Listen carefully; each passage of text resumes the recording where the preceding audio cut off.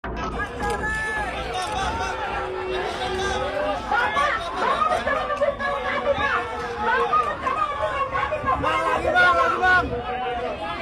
bang!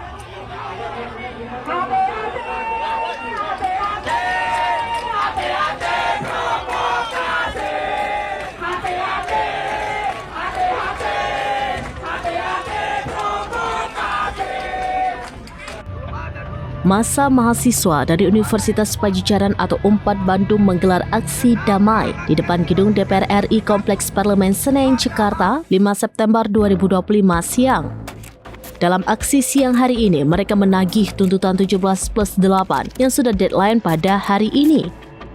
17+8 tuntutan rakyat adalah gerakan sosial yang muncul sebagai respon terhadap berbagai isu yang dianggap meresahkan masyarakat Indonesia, seperti kenaikan gaji DPR, kekerasan aparat, dan ketidakadilan ekonomi.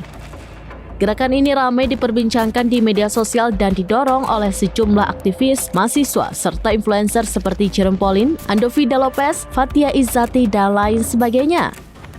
Laporan langsung wartawan Tribunnews di depan gedung DPR RI. Masa mahasiswa yang datang dengan menggunakan atribut mahasiswa UNPAD itu tiba di lokasi sekitar pukul 13:45 waktu Indonesia bagian Barat.